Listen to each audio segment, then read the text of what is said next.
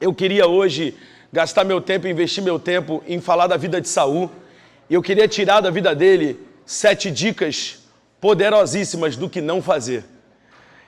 Para mim são as 7 piores decisões do líder que eu jamais quero ser.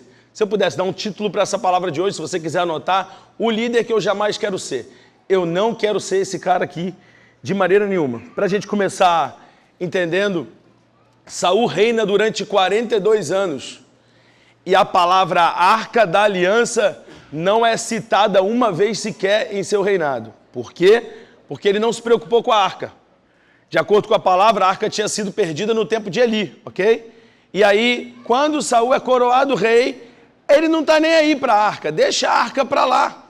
Se você observar quando o rei Davi, muito obrigado, quando o rei Davi assume o reinado em 1 Crônicas capítulo 13, versículo 3, ele diz assim: vamos trazer de volta a arca do nosso Deus, pois não nos importamos com ela durante o reinado de Saul. Eu não quero ser esse tipo de líder que deixa a presença de Deus em segundo plano, que deixa para lá. Vamos para o texto, 1 Samuel capítulo 13, essa é a segunda batalha de Saul, que a Bíblia nos relata, e logo depois dessa batalha, acontece que Saul precisa oferecer um sacrifício ao Senhor, e Samuel atrasa. Ou vamos colocar aqui, Deus, na ótica humana, atrasa. Deus resolveu fazer diferente do que o pastor Saul queria. O pastor Saul queria de um jeito. Olha para quem está do seu lado falar, a mensagem não é para você. É para o pastor Saul. Tem algum Saul aqui não, né, gente? Só para a gente ficar tranquilo, com a consciência tranquila. E Saul quer fazer de um jeito, quando na verdade Deus queria fazer de outro. E o texto está lá, 1 Samuel capítulo 13, versículo 11. Perguntou Samuel, o que foi que você fez? Saul respondeu, quando eu vi que os soldados estavam se dispersando e que não tinha chegado no prazo estabelecido e que os filisteus estavam reunidos em Miquimais, pensei, agora os filisteus me atacarão e eu não busquei ao Senhor, por isso senti-me obrigado. 13, disse Samuel, você agiu como um tolo, desobedecendo o mandamento do Senhor. Se você tivesse obedecido, ele teria estabelecido para sempre o seu reinado. E o texto continua. Mas no finalzinho desse capítulo, no versículo 22, apresenta uma coisa interessante. Logo antes, o texto diz que não havia ferreiro em Israel. Então, todo soldado de Israel precisava amolar sua espada com os filisteus. E Saul nunca se preocupou com isso. Olha que loucura, essa é a segunda guerra de Saul. E ele nunca se preocupou em prover treinamento para seus soldados. E no versículo 22 diz, por isso no dia da batalha, dá uma olhada nesse texto, no dia da batalha, nenhum soldado de Saul e Jonatas tinha espada ou lança em suas mãos, exceto o próprio Saul e o seu filho Jonatas. Obrigado, querido. Se você quiser anotar, número 1, eu não quero ser um líder que só fica feliz quando ele é o protagonista. Você tem um exército inteiro desarmado, os melhores congressos, as melhores conferências, Saul foi, mas ele nunca levou um amigo. Ele nunca levou ninguém com ele. Ele nunca juntou a equipe e falou assim, vou mandar vocês para conhecer uma igreja bacana em tal lugar, porque lá vai ser incrível. Esse ano passado a gente teve o privilégio junto de conhecer a sede da ARC lá em Birmingham, no Alabama. E assim, é o que o Tiago falou, é um lugar, é uma experiência. E quando eu voltei de lá, já tinha os garotos lá na igreja. Ano passado a gente foi na igreja da cidade, a maioria que deve conhecer, pastor Carlito, São José dos Campos. Aí a mesma galera falando, e aí pastor, vamos montar uma turnê para Birmingham, no Alabama? Falei, então vamos. É um pouquinho mais carinho assim, mas de maneira que, para que eu vou lutar essa luta se eu sou o único que luta, eu sou o único que tem as capacitações, eu sou o único que fui no seminário, eu fui o único que fui no café, eu sou o único que... Esse líder Saul só fica feliz se ele for o protagonista, se ele for o cara com o microfone na mão. Eu não quero ser esse líder. Quem está comigo nessa? Eu não quero ser esse líder, não. Eu não quero ser esse líder. Se a gente puder adiantar para a gente ganhar tempo aqui, no capítulo 14, vem uma grande batalha com os filisteus. E quando os filisteus estavam fugindo, Saul falou para o seu exército assim, a gente não vai parar enquanto a gente não matar todos os filisteus. Até aí tudo bem. Só que aí Saul tem uma ideia mirabolante, ele fala assim, já que a gente está em guerra, olha que ideia, assim, beira o ridículo. Já que a gente está em guerra, vamos todos fazer um jejum. Ora, Você está se desgastando fisicamente, está todo mundo em guerra, vamos todo mundo fazer um jejum. E o versículo 24, 1 Samuel capítulo 14, versículo 24, os homens de Israel estavam exaustos naquele dia, pois Saul lhes havia imposto um juramento. Observe que não teve uma reunião para falar, gente, o que vocês acham? Não, Saul impôs, vai todo mundo fazer jejum, amanhã tem reunião 6 horas da manhã. E o texto diz, dizendo, maldito seja todo o que comer antes do anoitecer, antes que eu tenha me vingado de meus inimigos. Observa que Saul fala para os soldados, mas a vitória é dele, né? Ele fala, olha, nenhum de vocês vai comer, até que eu tenha vencido. O coração de Saul já está sendo demonstrado aqui, até que eu tenha me vingado dos meus inimigos. Por isso ninguém tinha comido nada. Aí a história continua, Jonatas entra num bosque, filho de Saul, sem saber do juramento do pai, e come um mel. Todos aqui conhecem o texto. E aí quando os soldados alertam, Jonatas, seu pai fez um juramento, não pode. O próprio filho de Saul fala, meu Deus, que loucura meu pai fez. Não estão vendo como meus olhos brilham só por poder comer essa comida gostosa? Se o pastor Saul tivesse aliviado um pouquinho para a gente, eu não quero, se você puder anotar, número 2, ser esse pastor insensível ao cansaço da sua própria equipe. É um negócio atrás do outro. E o pessoal tá, pastor, semana passada a gente teve uma reunião geral de líderes da igreja. E assim, ela só acontece uma vez por mês. E um dos pastores auxiliares, que é líder de rede lá na igreja, a rede dele é a rede que mais tem células na nossa igreja, ele chegou para mim e falou assim, pastor Rafa, me libera da reunião. Falei, por quê, mano? Aí ele parou e falou assim, eu estou cansado. Falei, claro, mano. Você vai descansar? Vou, prometo. Falei, mas tem que ir para casa descansar. Não, vou descansar. E aí, quando ele estava saindo do gabinete, ele me confessou, ele voltou e falou assim, pastor Rafa, é que semana passada foi meu aniversário, só que tinha uma célula para visitar, eu acabei não conseguindo comemorar meu aniversário. E desde a semana passada, eu não tive nenhuma noite livre. Aí numa dessa, a gente, não, tem que fazer o jejum de Saul, tem que fazer, não. Seja sensível, vamos ser sensíveis ao cansaço, às vezes nossa equipe está cansada. É só isso. Esses dias eu vi um vídeo do pastor Felipe levando a equipe pastoral para um sítio. Foi isso mesmo, Renato? Para um sítio, faz um tempo esse vídeo. Para um sítio? A galera passar lá tipo um final de semana, não sei, Gente, onde que põe o currículo aqui da Ilan? Mas aí o texto continua. Versículo 31, a coisa piora um pouco, tá? Naquele dia, depois de terem derrotado os filisteus, desde Miquimais, aí o texto continua, os israelitas estavam completamente exaustos, olha o texto, completamente exaustos. Eles, então, se lançaram sobre os despojos e pegaram as ovelhas, bois, bezerros e mataram ali mesmo e comeram a carne com sangue. Que tipo de fome a pessoa tem que estar passando para pegar uma ovelha, rasgar ela e comer na mão, comer com sangue, com tudo? Observem, é pecado fazer isso? Comer a carne com sangue? Na lei? É, mas quem os induziu a esse erro? Saul. Quer dizer, você não respeita o cansaço da equipe e submete eles a um erro. E aí, às vezes, a gente vê tanto líder ferido. Eu fui traído, fui abandonado. Não, você não foi traído. Eles estavam fugindo de você. Não é que te traíram, não foi uma punhalada. Olha o texto. Gente, eu estou falando de Saul, em nome de Jesus. Não se esqueçam disso. A gente está falando de Saul. Aí olha o versículo 33. E alguém disse a Saul, veja, os soldados estão pecando contra o Senhor, comendo carne com sangue. Ele disse, vocês foram infiéis. É um tipo de líder que não assume a responsabilidade dos erros de sua equipe. É mais ou menos assim, quando eles acertam, palmas para eles, mas quando eles erram, nossa função é assumir o BO. É assumir o BO, não, tô aqui. Tem uma história muito triste de um amigo meu, pastor Weckles, lá de Guarapuava, no Paraná, foi fazer um acampamento para mais de 3.000 jovens e adolescentes, E quando chegaram lá, o som não estava montado, tinha que esperar, o pessoal pediu autorização para brincar, para jogar bola, jogar futebol, tomar banho, tinha um lago lá, tinha piscina, tinha tudo. Daqui a meia hora, os jovens voltam, pastor, fulaninho entrou na lagoa e não saiu. E aí corre, nada, um monte de gente mergulhando, nada.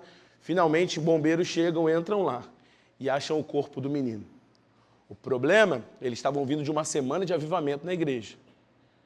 Colocaram o corpo do menino no meio dos 3.000 jovens e foi mais de uma hora ali orando pela ressurreição do jovem e ele não ressuscitou. O pastor Weckles, nesse meio tempo, havia ligado para o seu pastor. Alguns aqui devem conhecer, o pastor Harold McClarea. Pastor Harold, por favor. Aconteceu uma tragédia, uma fatalidade. A frase do pastor Harold para o Weckles foi: segura do jeito que você conseguir segurar. Porque a hora que eu chegar no sítio, esse passa a ser um problema meu. Isso é que um pai faz. Isso é que um líder faz. Sua equipe falhou, sua equipe errou, é você que vai lá. Aí o teu líder, não, deixa que eu falo. Não, eu que vou. Eu sou o pastor. Não, vai lá e pede isso. Não, eu que vou resolver. E aí, só para eu não deixar vocês se perguntando sobre a história é pior do que parece, porque aquele garoto, os pais não haviam deixado ele ir no acampamento. E o Weckles tinha ido lá insistir com os pais que deixasse. Por favor, deixa ele ir, vai ser um acampamento maravilhoso. Ele conta essa história com lágrimas nos olhos. E o pastor Harold falou, não, eu vou lá na casa dos pais dele. Se você quiser ir comigo, você pode até ir. Mas quem vai sou eu sou o pastor da igreja. Eu sou teu pai na fé. Eu que vou lá. Ele assumiu o B.O. A história termina bonita porque a família se converte, porque a família disse que naquela semana, o garoto tinha pouco tempo que ele tinha voltado para Jesus, mas naquela semana, numa quase briga de família, o garoto tinha citado, olha, mesmo que eu tenha que morrer, eu prefiro morrer para vocês conhecerem Jesus. Eles lembraram dessa frase, se apegaram a isso e voltaram para o Senhor. Mas não perca o foco da atitude do pastor Harold, né? E está aqui Saul, vocês foram infiéis! Olha o restante do versículo, ele diz, rolem uma grande pedra para cá. Aí ele quis fazer um sacrifício. Ele quis fazer um sacrifício. A atitude errada foi dele. Ele não admitia. E aí, é mais ou menos como dizer, não foi você que avisou que a reunião ia ser em cima da hora? Gente, tem uma reunião daqui 1 hora. Aí não dá para reclamar que veio... por que você faltou? Pastor, você me avisou há 15 minutos atrás. Não, mas você tem que vir, eu chamei. Às vezes, Saul... Saul. Às vezes, Saul provoca erros em sua equipe que precisam ser assumidos. E aí, versículo 34.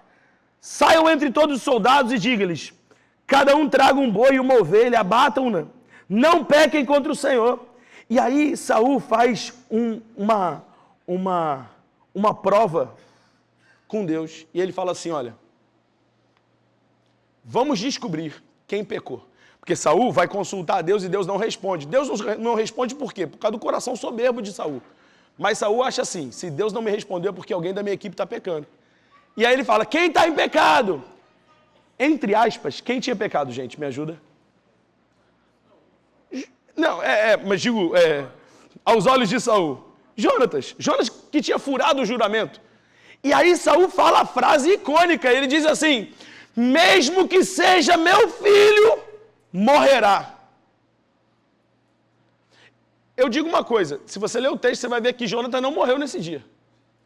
Mas com certeza, Jonatas perdeu um pai naquele dia. Saul morreu para Jonatas naquele dia. Porque foi o dia que Jonatas percebeu que o ministério do pai era mais importante para ele do que ele. Eu mato meu filho, mas não perco minha pose. Não perco o ministério. Eu não quero ser um líder, se você está anotando, número 3, que dobra a aposta da teimosia até perder a própria família. Você sabe, mais do que ninguém, eu sei disso. E é por isso que eu quis trazer esses ensinamentos da palavra, porque para a maioria dos que estão aqui são casados há mais tempo que eu, têm filhos há mais tempo que eu, têm ministério há mais tempo que eu, têm ministérios maiores do que o meu. Então, por isso que eu quero trazer todo esse ensinamento da palavra, para a palavra me ensinar, para a espada de 2 gumes cortar para os 2 lados. Mas você sabe mais do que ninguém que nossa família tem certa flexibilidade. Não sei se eu tenho essa autorização, mas recentemente, pregando lá na igreja do pastor Ziel, eu fui lá num apartamento pastoral que eles têm, dentro da igreja. Por quê? por morar longe da igreja, nem sempre dá tempo de ir em casa e voltar. E olha que baita flexibilidade. E olha que coisa linda. Eu chego lá, os filhos do pastor Osiel, todos lá, servindo, trabalhando, e a coisa mais linda do mundo.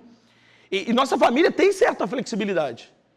Mas a verdade é que se a gente abusar da flexibilidade o tempo todo, e toda vez ir dobrando a aposta, cheguei às 10, agora chego às 11, aí à meia-noite, aí a 1 hora. Sabe quando você vai dobrando a aposta para ver até onde vai, até onde enverga, mas não quebra? Quebra. E aqui, Saul literalmente, versículo 38, só para eu dar essa base bíblica aqui, porque acho que é importante. Disse então Saul, venha cá, todos vocês que são líderes do exército, descobramos que pecado foi cometido hoje. Juro pelo nome do Senhor, o libertador de Israel, que mesmo que seja meu filho Jonatas, ele morrerá. Mas ninguém disse uma só palavra. E aí quando descobre, 43, então Saul disse a Jonatas, diga-me o que você fez. E Jonatas contou, olha, eu provei um pouco do mel com a ponta da minha vara. Estou pronto para morrer. Olha a diferença de quem assume a responsabilidade. Jonatas fala, estou pronto para morrer. Estou pronto para morrer. E aí, versículo 44, que Deus me castigue com todo rigor, caso você não morra, Jonatas. Não dá para entender a atitude de Saul, mas no versículo 45, a gente faz, só para abrir esse parênteses, lá em São Gonçalo, eu e o Pedro está ali comigo, Pedro Amorim, a gente faz uma conferência para filhos de pastores. E assim, é muito legal, é bacana, mas quando chega na hora da gente fazer as rodas de conversa, é um negócio assim, horripilante, coisas que beiram essa daqui, do pai falar para o filho assim, olha, eu sei que Satanás está querendo te usar para atrapalhar meu ministério, mas eu não vou permitir. Esse tipo de frase, literalmente esse tipo de frase. Aí versículo 45, quem que salva Jonatas? Os soldados. Os soldados, porém, disseram a Saul, será que Jonatas, que trouxe essa grande libertação a Israel, deve morrer? Nunca! Juramos pelo nome do Senhor que nenhum só cabelo de sua cabeça cairá ao chão. E por causa da rebeldia dos soldados, Saul não consegue matar o próprio filho. E se duvidar, ele ainda saiu de lá falando, bando de rebelde, desobediente. Eu tenho uma frase que eu coloquei num post-it, coloquei lá no meu escritório, escrito assim, Deus está tentando te parar. Para toda vez que eu bater numa pedra mais de uma vez, que eu tentar uma coisa, muitas vezes não está dando certo, Peraí, será que Deus está tentando me parar? Porque eu estou observando Deus tentando parar Saul e parece que ele não para. Ele não consegue parar. O texto continua, tem umas coisas... É interessante observar um detalhe aqui. No mesmo capítulo 14, versículo 52, por causa disso, olha o que o texto diz. Houve guerra acirrada contra os filisteus durante todo o reinado de Saul. Quer dizer, a vitória de Saul contra os filisteus nunca foi completa. Por isso, sempre que Saul conhecia um homem forte e corajoso, alistava-o para o seu exército. Se você puder anotar, número 4. Eu não quero ser um líder que ama receber gente pronta, mas não tem prazer em treinar os seus. Porque está aqui em Saul. Olha o texto é muito claro, não tem nem para onde fugir. Por isso, sempre que Saul conhecia um homem forte e corajoso, nossa, você toca muito bem guitarra. Não, olha, vem para cá. Porque na minha igreja só tem um irmãozinho que está lá. Só que às vezes a gente não percebe que esse irmãozinho tem o coração no lugar certo, só falta aprender. E sinceramente o mais difícil é o coração, não é, gente? O mais difícil, as habilidades, os skills lá que você quiser ensinar, é tranquilo, difícil é o coração. E ainda mais em tempos como o de hoje, de internet, você vai lá e paga um curso para ele. Eu estava com um problema danado lá com o pessoal do som. É só lá na minha igreja, hein, gente? Aqui é maravilhoso, aqui é tranquilo. Mas lá eu estava com um pepino, meu irmão. A gente já teve um funcionário, aí saiu, e voluntário, não dava certo. E aí tinha um adolescente lá, meu. O garoto era um bicho. Chegava cedo, saía tarde, era o primeiro, queria. E aí tinha um cara lá que era o top, né? O profissionalzão. Aí o profissionalzão custa 3 mil por mês. O garoto adolescente custa 700. Só que o garoto adolescente não sabe fazer o que o bonzão faz, né? O que a gente fez? Pagou o curso de 3 mil para o adolescente. Em um mês, tínhamos o cara com o coração certo, e aí não pelo preço, porque hoje ele já não recebe mais 700, né? Mas com o coração no lugar certo e profissional. Qual é o risco que Saul estava correndo? E a gente vai ver isso lá na frente. Saul estava montando um exército de mercenários. Ele estava montando uma igreja de mercenários. Todo mundo era cuidadosamente amarrado por um cargo. Amarrado por uma bajulação. Ó, você é especial, fica aqui. Você não. A hora que uma coisinha saísse do lugar, bum, a chaleira ia explodir. Ele montou um exército de mercenários. Prova para mim, pastor. Te provo. Quando Golias vem e faz o chamado, quem se disposiciona? Quem se dispõe? Ninguém. Agora eu te pergunto, será que numa nação inteira, não estou falando de força, mas estou falando de coragem. Ué? Não é? Estou falando de coragem. Supondo que não tinha ninguém tão grande, tão forte quanto Golias, mas devia ter pelo menos um maluco em Israel. Um doido que fala assim, eu vou. Não vai não, doido, tá louco? Eu morro pela minha nação. Não tem? Sim ou não, né? O cara, pelo menos, mas não tinha ninguém apaixonado por Saul, não tinha ninguém apaixonado pelo reino, não tinha ninguém apaixonado por Deus. Era um bando de mercenários. Tanto que, prova de que eram mercenários, Saul teve que botar uma recompensa para alguém aceitar ser soldado para guerrear contra Golias. Teve que falar assim, ó, já que ninguém quer, eu pago.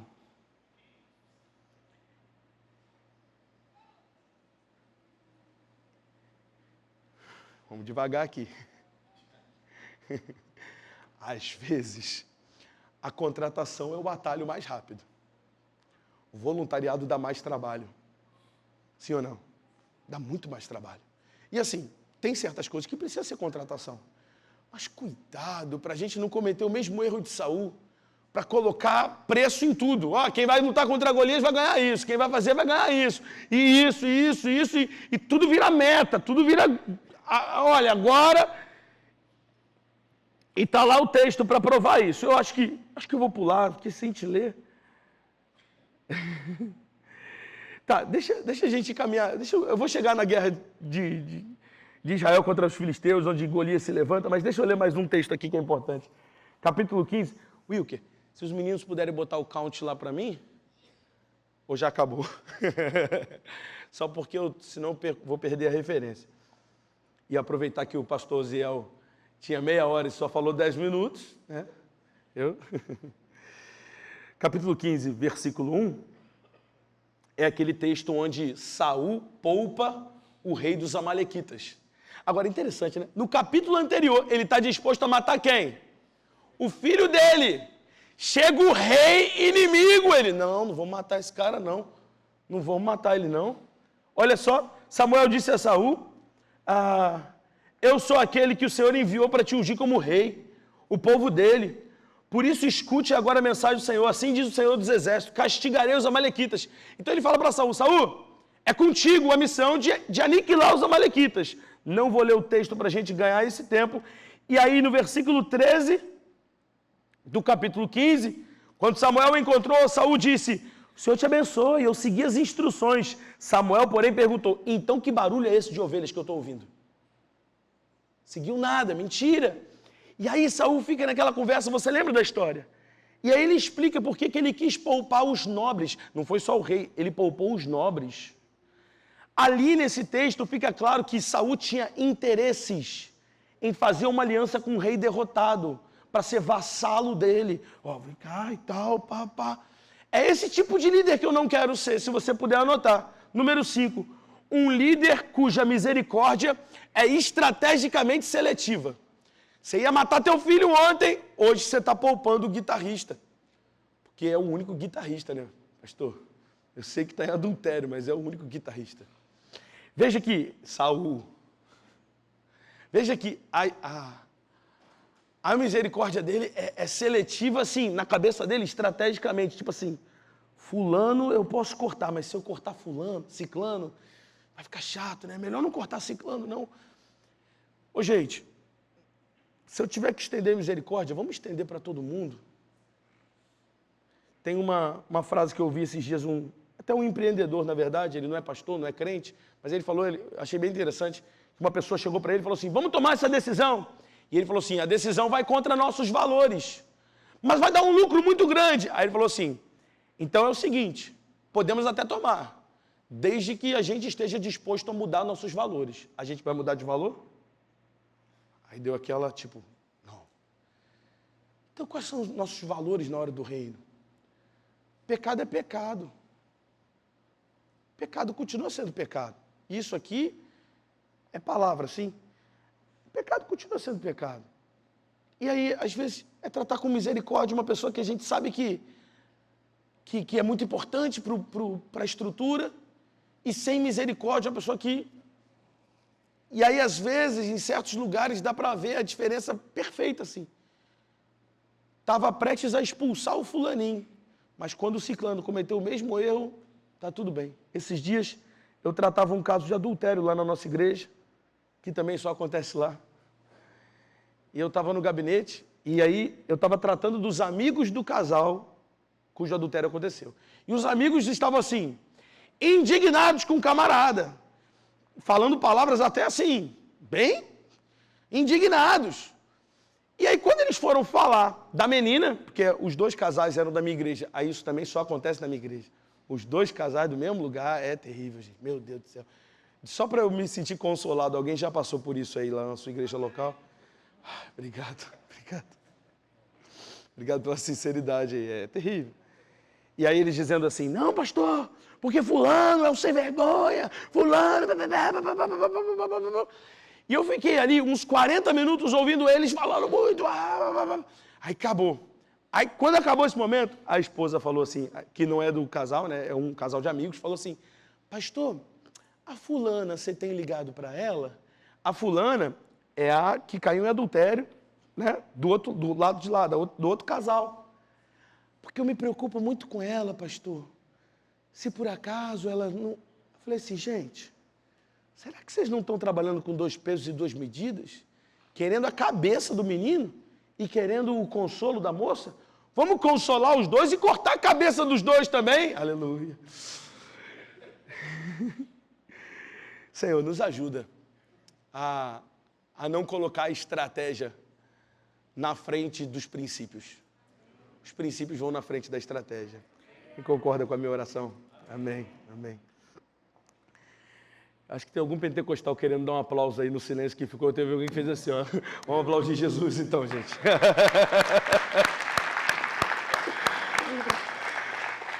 O pentecostal ali no canto fez, aleluia, ufa. Fica tranquilo que eu também estou quase soltando uma rajada aqui. Então, deixa, vamos devagar. Meu Deus do céu. Vamos seguir o texto só para a gente ganhar esse tempo aqui. Eu tenho mais 2 pontinhos para compartilhar, 1 ou 2? No capítulo 17, então, finalmente acontece o texto onde Davi e Golias vão se enfrentar, onde Golias faz um desafio para Israel e não tem um que se levante. E aí eu quero te dar o ponto 6, se você quiser anotar. Eu não quero ser esse líder que se recusa a formar heróis, só peões. Significa que ninguém pode pregar como Saul prega. Ninguém pode cantar como Saul canta. Ninguém pode liderar uma reunião sem supervisão. Todo mundo tem que estar muito amarradinho, delicadamente amarrado ali no detalhe, porque Saul não se recusa. E é engraçado que a cultura da época era treinar heróis. Todo exército tinha o seu Aquiles, ok? Para quem já viu o filme Troia, sabe o que é o Aquiles? O Aquiles é aquele soldado que desde pequeno você viu nele potencial e você começou a botar ele para lutar pequenas batalhas, 1 contra 1, e vai daqui a pouco 1 contra 2, 1 contra 3, e daqui a pouco ele se torna o soldado mais exemplar do seu exército. Para na hora que vem um desafio desse, você tem um herói pronto. E o herói não precisa ser você. Observa Davi, por exemplo. Só de cara. A Bíblia diz que quando Davi vai fugir de Saul, ele se esconde numa caverna de Adulão. Unem-se a ele vadios e desocupados. Você quer ser um líder como Davi? Alguém está dizendo, já sou. Se o parâmetro for esse, eu já sou. Se o parâmetro for esse, aí eu já sou.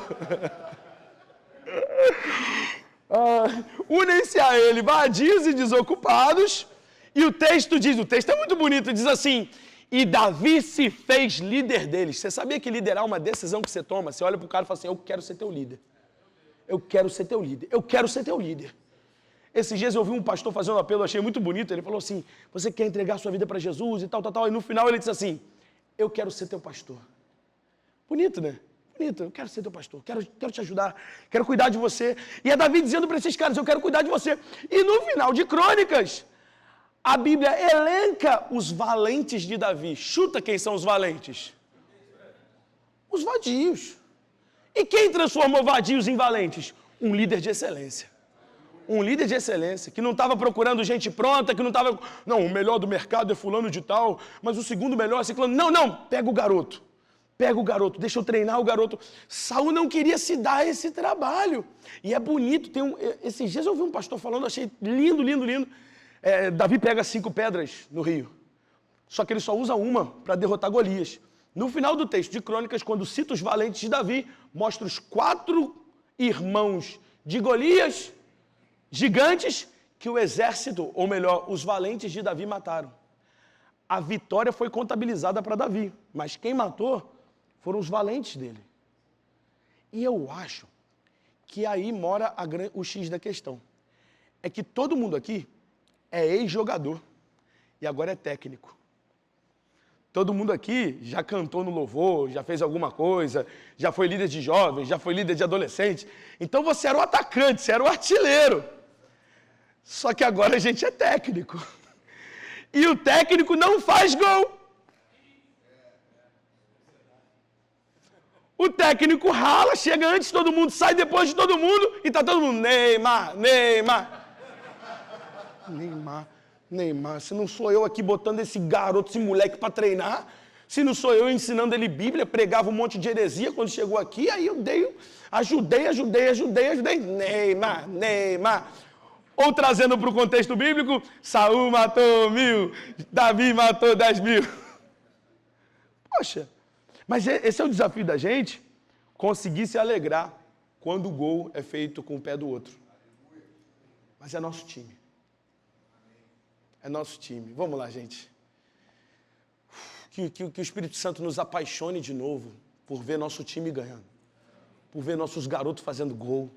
Por ver nossos garotos pregando, nossos garotos fazendo apelo, nossas meninas pregando, nossas meninas fazendo a escola dominical e sendo professores e professoras e sendo missionários. Falando, pastor, pode contar comigo. Pastor, me manda lá que eu planto aquela igreja. Pastor, me manda para fazer aquela reunião.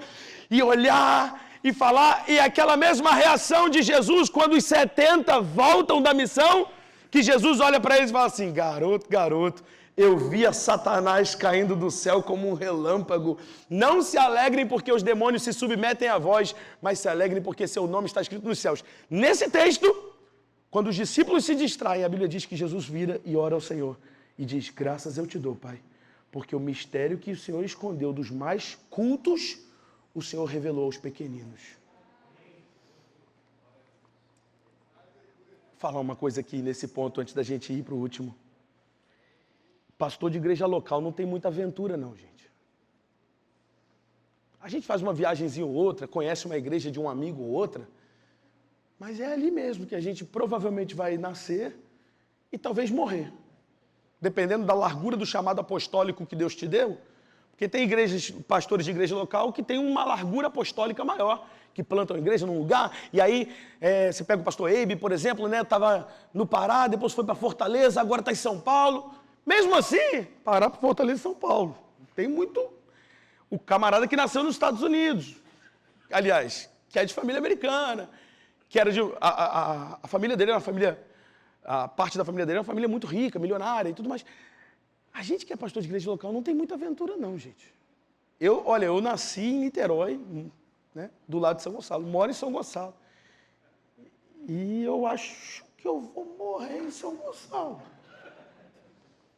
Sinceramente, eu acho mesmo. Eu tô bem em paz. Se Deus me levar para outro lugar, amém. Mas qual é a minha aventura? É ver o garoto que chegou, crescer, se batizar. Se eu vou ter que ver o mesmo povo todo domingo, que seja um povo a cada semana transformado. Eu vou ter que vê-los todo domingo mesmo? Então que seja transformado. E que a cada domingo fala, nossa, aquele garoto ali, ó, tocava nada, agora tá arrebentando. Agora... Aquele garoto, quando chegou aqui, não sabia nada. Foi a gente que pagou o curso para ele. Foi a gente... E sem querer honra também, assim. Quando eu conheci não era ninguém. Não. A honra é do Senhor. Eu plantei, Apolo regou, mas Deus deu crescimento. Eu quero é batizar os netos dos meus membros atuais. Eu quero é fazer o casamento da adolescente que até ontem estava em fornicação, mas foi transformada, foi curada e agora está casando em santidade. E agora vai ter um filho, eu vou batizar o filho dela. Eu quero acompanhar essa transformação. E para mim está tudo bem se a gente não for morar nos Estados Unidos, se a gente não for morar em São Paulo, se a gente não for se mudar, se a gente não for ficar viajando, está tudo bem. Porque afinal de contas eu todo dia estou vendo uma pessoa sendo transformada. Esse é o privilégio que só pastor de igreja local tem. Às vezes a gente inveja o itinerante também tem que invejar a gente. Porque ao mesmo tempo que Deus faz muita coisa fora das quatro paredes, Deus está fazendo muita coisa aqui dentro. Deus está fazendo muita coisa aqui dentro. A gente crê que a igreja local é a grande mobilizadora de mudança na sociedade. A transformação de verdade acontece por causa da igreja local. A igreja local é a ignição. É a ignição. Então assim... O ponto 6 eu falei para vocês, não vamos nos recusar a formar heróis. Forma gente boa, forma gente melhor do que você. Número 7, eu não quero ser o líder que cai na armadilha da comparação e se recusa a ser o mentor da próxima geração. Qual era de Saul? Moleque arrebentou? Vem cá, Saul. Vem cá, Davi, perdão. Vem cá, cara, você arrebentou, senta aqui do meu lado. Deixa eu te ensinar a parte que você não sabe. Essa parte você arrebentou, mas deixa eu te ensinar a outra também. Olha, você faz assim. Olha, quando você for fazer uma reunião, mano, toma cuidado com isso. Não dá mole não, porque se você falar assim, a pessoa pode entender errado. Olha, quando você estiver pregando, eu gostei muito daquele ponto 1, ponto 2, ponto 3. Quantas vezes, estou vendo o Vitor e o Carlos ali, são líderes de célula lá na nossa igreja. Quantas vezes eu não já peguei o esboço do Vitor? Falei, Vitor, deixa eu ver o esboço que você vai pregar hoje. Ele está liderando a juventude lá. Falei, puxa, mano, nesse ponto aqui, você podia incluir isso aqui, ó. Aí, legal, mano, legal e tal. Quantas vezes o Carlos já não me mandou um esboço dele? Aí, pastor, dá uma conferidinha aí. Pô, legal, mano, ó, bota esse exemplo aqui nesse lugar. Toda vez que a gente se compara com a próxima, não dá, é o exemplo do coach que eu estava falando, do treinador. Não dá para ele se comparar com o Neymar, que está na flor da idade, que está botando para quebrar e que é o moderno da vez. É o cara, ok. Mas você carrega algo que ele não tem. E se a gente perder tempo se comparando com ele, a gente abre mão do lugar de mentor que Deus tem para nós. E aí, meu Deus, aí eu preciso ser muito grato pelo pai que tenho. Meu pai foi o primeiro crente da família dele. Meu pai foi o primeiro crente da família dele. Fundou a igreja que nós participamos hoje, 29 anos de igreja. Ano que vem a gente faz 30 anos. Meu Deus do céu. Viemos da Assembleia de Deus. Temos nossas raízes. Se der mole para eu e pastor Ziel aqui, meu irmão, vira o... E assim, ver como meu pai foi esse odre que soube ceder para ter um vinho novo dentro dele, sabe? Para não perder a nova geração. Ô pai, estava pensando em a gente comprar um telão de LED. Você é maluco, Rafael? Falei, não, então faz o seguinte, no Congresso dos Jovens eu alugo, aí você vê. Aí eu aluguei, botei. Aí ele, quanto que é esse negócio? Agora vamos começar a conversar. Quer dizer, a flexibilidade de sentar comigo, de ser meu mentor. Esses dias eu fui corrigir um cara, e assim, era uma questão bem pesada, que também só acontece lá, era pecado. Assim, o cara era líder de célula. Eu chamei o líder dele junto e corrigi junto com o líder dele. No final, o líder dele falou assim para mim, pastor, que aula, que curso. Pastor, obrigado por me deixar fazer parte desse momento, por ajudar. E aí, não caia na armadilha da comparação. E se eu puder, já estourou ali, te dar um bônus, né? Vamos dar o bônus aqui rapidinho. Quando Saul vai morrer, vamos falar do final da história, porque vamos ver se no final da história melhora. Primeiro livro de Samuel, capítulo 31. E aconteceu, versículo 1, e aconteceu que em combate com os filisteus, os israelitas foram postos em fuga. Muitos caíram, mortos. Versículo 2, os filisteus perseguiram Saul e seus filhos e mataram Jonatas, Abinadab, Malquissua, filhos de Saul. O combate foi ficando cada vez mais violento, até que os flecheiros alcançaram e o feriram gravemente. Então Saul ordenou ao seu escudeiro: Vamos encerrar essa batalha e vamos morrer por amor à nossa nação. Não. Disse ao seu escudeiro: tira a sua espada e me mata com ela, senão sofrerei a vergonha de cair nas mãos desses incircuncisos. Eu não quero ser o líder que, mesmo diante de seu trágico fim, considera sua imagem mais importante que seu legado.